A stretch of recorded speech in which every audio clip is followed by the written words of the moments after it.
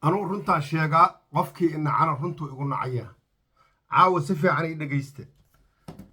waddanka waxaa u soo heshiiyey Itoobiya iyo tiimkii hore oo xasan sheekh maxamuud kala wareegay xilka waan idiin sheegayaa qaabka ay caawa u heshiiyeen Itoobiya ciidamo tiro badan ayay soo dirta maantay waxayna u soo dirtay xuduudka Soomaaliya dhowr meelood ay ka soo galeen dhankaas SSC waa laga soo geliyey dhankan galmudug xaggeeda waa ka soo dhawaadeen dhanka oo feerfeer xaggiisa u soo socdaan dhankan Puntland waa ka soo dhawaadeen dhankan kaloo ii sheegeen meeshaan la yiraahdo ii sheegeen gadana way joogeen baydhabana way joogeen awalba xoogay ku haysteen ilmaada riyaal sheer gareeya waa in ka codsanayaa fiidiyogan meel walbaba geeya ragga waliba facebookyada waaweyn haystaan ka codsanayaa caawa inay fiidiyogan geeyaan maadaama aan dan Soomaaliyeed ka hadlayno warka nabad iyo nolol markii la soo dhiibo qaabka uu dhacaan aqaanaa iyo qofka loo dhiibo caliya loo dhiibaa maanta hore wuxuu soo qora Itoobiya ayaa dhowr meelood ka soo gashay dhowrka meelood ay ka soo gashana waxaa loo baahan yahay muqaawamadii aan kula dagaalnay oo hadda ka hor Sheekh Shariif uga hortagay camal hebel waa noo nool yahay hebel waa noo nool yahay hebel waa noo nool yahay hebelna waa noo nool yahay raggii la dagaalamay oo nimanka salka u dhigay oo baabacsadayna ahaayeen hadalka u fiirsaya meeshaan ka wadan kuu soo wada xasan sheekh waxaa la ogaaday qawaariij inuu ka adkaaday xasan sheekh waxaa la ogaaday inuu waddanka nabad ka dhigayo xasan sheekh waxaa la ogaaday inuu waddanka diblomaasiga caalamiga oo dhan soo xirtay xasan sheekh dowlado dhisnaa 100 sano oo 200 sano dhammaa dhisnaa ayuu caalamka uga dheereeyay oo caalamkii dhammaa asaga wax ka dhageysanayaan xasan sheekh waxaa la ogaaday inuu Soomaaliya nabad ka dhigay muddo yar oo kooban wali uga dhigay sida wada ognahay Soomaaliya wadamada dariska oo dhan contractiga ku haystaan qawaariistana ayaka abuurtay ayakana lagu maalgeliyaa ayaka lacagaha loo marsiiyaa sirdoona ugu jira niman u dagaalamayo oo ilaa iyo hadda ciidamada Soomaaliya xoog ku haysto cishanaya duurka kula jira sababtoo waxaan soo hubiyay aniga ciidanka galgaduud iyo mudug ku jira inay Itoobiyaan Oromaa ka buuxdaan soo hubiyay Kenyaati inuu ka buuxaan soo hubiyay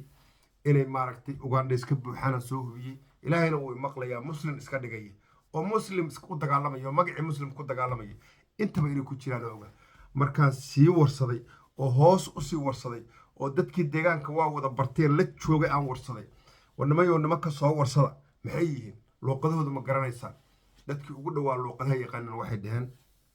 waa niman Itoobiya iyo Kenya iyo sirdoonkooda ah oo ciidan ah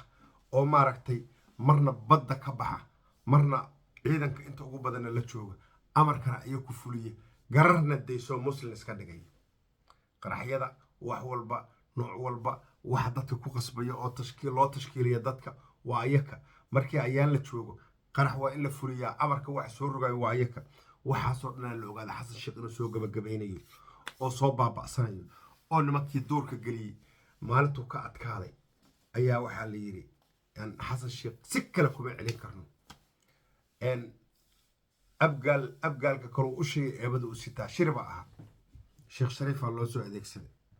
adar ma faraan laga hayaa Sheekh Shariif ma farmaajo soo qaawan ka duubay filim maxaa ku jirabay nin walaalkiisa inuu ka safto oo 4 sano mandheed haysto oo qabiilkiisu isugu ceebeynaya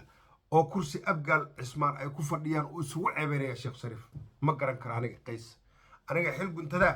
ma garan karo sababtoo anoo maanta ka fog xasan sheekh oo hiraab aan saga soo dhacayno ayaa damqanaya Shariifna waa damqan waay adeer saasi taar waxba kuma haysto xasan sheekh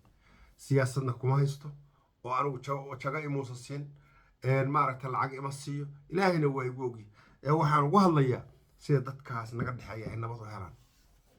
sida deegaankaas naga dhaxeeyo oo nabad u noqdo sida dadkaas shacabka naga dambeeya leegama xigo oo birma wada geedada meesha ku nool ay nabad u hadlaya maalin kasta aniga u xiiq hadda waxa iga soo dhawaatay inaan video duubi waayo xataa iga soo dhawaatay waa duubi waa anoo dhibsanayaan duuba waxa weey marka walaalayaal waddanku waa lagu soo duulay Itoobiya ku soo duushay حدودي كسو قليسا بومبور على يرى لو سو ديب واحد إثيوبيا سو دوشي iyo wax Itoobiya waddanka Soomaaliya kusoo geli karta oo ugu bannaan ma jirto adduunka dowlad dhisan oo dowlad kale kusoo xadgudbi karta ma jirto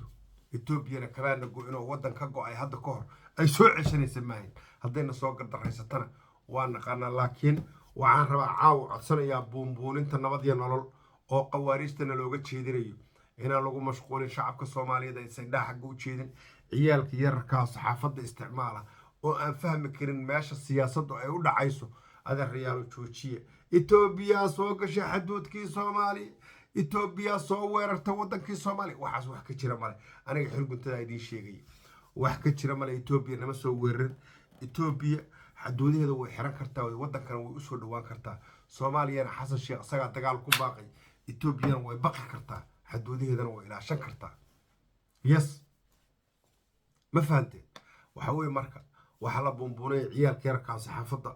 oo biilka ka raadsado ummadda Soomaaliya ha baabi'inina